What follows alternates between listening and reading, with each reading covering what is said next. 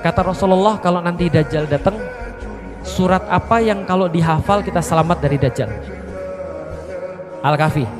10 ayat pertama daripada suratul Kahfi. Ada yang bilang 10 ayat terakhir daripada suratul Kahfi. Ada yang bilang seluruh suratul Kahfi. Gitu kan ya? Karena dia akan jadi cahaya.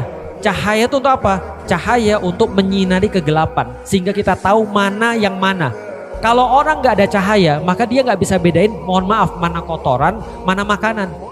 Tapi kalau ada cahaya, dia bisa lihat, oh ini makanan, ini kotoran, bisa difahami ya.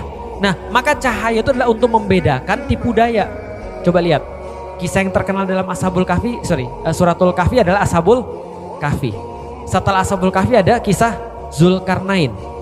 Ibu-ibu dan bapak-bapak tahu kenapa kisah Ashabul Kahfi dan Zulkarnain itu dikasih tahu sama Allah? Ada yang tahu kenapa? Aku kasih tahu ya. Ada orang Yahudi didatengin sama Quraisy. Quraisy ini sebel banget sama Rasulullah. Kenapa? Debat selalu kalah. Gak pernah menang dia debat sama Rasulullah. Maka dia tanya sama orang Yahudi, kamu kan ahli kitab? Iya. Kamu berarti tahu kan tentang apa yang terjadi di dunia ini? Kan kamu ahli kitab? Iya. Kamu tahu cerita-cerita tentang dunia ini kan? Tahu. Kamu bisa nggak buat aku menang sama Muhammad dengan satu kisah yang dia nggak tahu?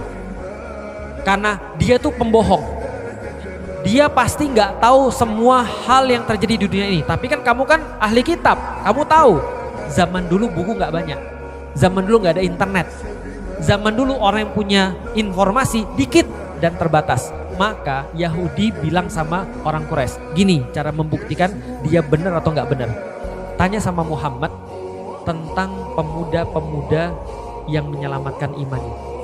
Yang kedua, tanya tentang raja yang menguasai timur dan barat. Dia bilang gitu.